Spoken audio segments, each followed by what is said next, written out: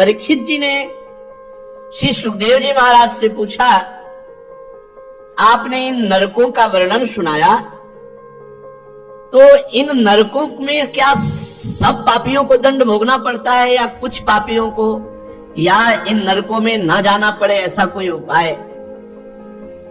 भगवान श्री सुखदेव जी ने कहा, परीक्षित, कर्म 3 प्रकार के होते हैं। एक होता है अशुभ कर्म जिसे पाप कहते हैं, एक होता है शुभ कर्म जिसे पुण्य कहते हैं, और एक होता है शुभ अशुभ दोनों से मिश्रित, पाप पुण्य से मिश्रित।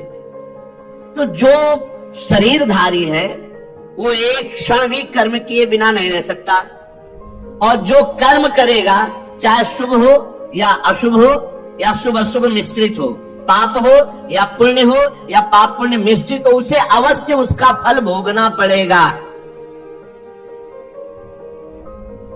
तो कोई उपाय नहीं है कि नरक न जाना पड़े।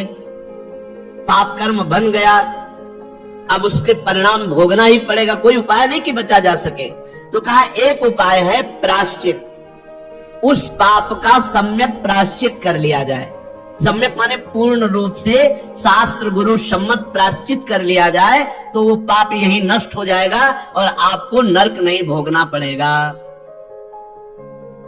तो कहा कि पाप नष्ट करने के बहुत से अनुष्ठान हैं, तीर्थ याटन आदि बहुत से साधन हैं, पर तप आदि के द्वारा, तीर्थ यातन आदि के द्वारा पाप नष्ट होते हैं, पर पाप की प्रवृत्ति नष्ट नहीं होती। तो जैसे हाथी का स्नान हुआ, बाहर निकला, धूल डाल दिया, तो इस स्नान का फल क्या?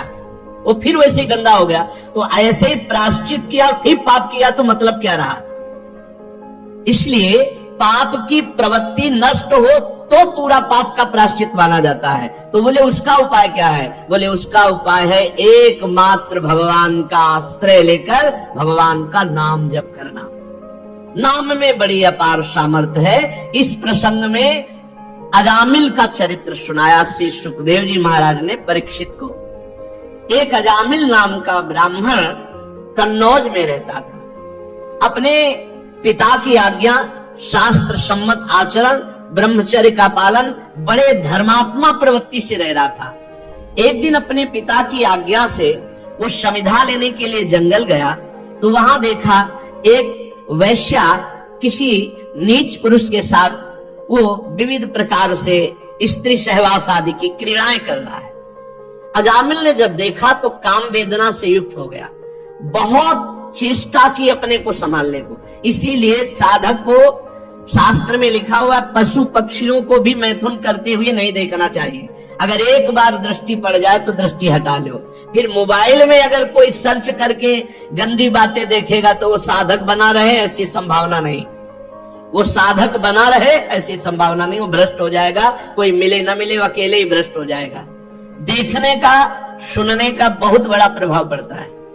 देखो अजामिल ने देखा मात्र उस व्यभिचारिणी वैश्या को पर पुरुष से समागम करते हुए उसकी इंद्रियां विकल हो गईं। बहुत उसने कोशिश की अपने को रोकने की, नहीं रोक पाया और वो वैश्या का संग कर बैठा। वैश्या पैसे तो सब पिता की पूरी संपत्ति वैश्या के, यहां तक कि वैश्या के साथ 88 वर्ष का बूढ़ा हो गया था, फिर भी वैश्या की आसक्ति, वैश्या के संग रहना, कभी परमार्थ का कोई चिंतन नहीं। एक दिन उसके यहाँ उपहास करने वाले गांव के लोगों ने साधु मंडली भेज दी। उन्होंने पूछा कोई पवित्र भक्त श्रद्धावान हो जिसके यहाँ आज रात्रि रुक सके। उनका सबसे बड़ा पवित्र हमारे गांव में अजामिल है। उपहास करके भेज दिया। तो संत समागम कभी व्यर्थ नहीं जाता, संतों का दर्शन और संभाषण कभी व्यर्थ नहीं जाता। जब अजामिल ने देखा कि हमारे दरवाजे के सामने वाले बगीचे में संत मंडली, तो अब संत दरस जिम पातक टरे, संतों के दर्शन मात्र से पाप नष्ट होते हैं। फिर वो संभाषण कर ले तो और बड़ी बात है।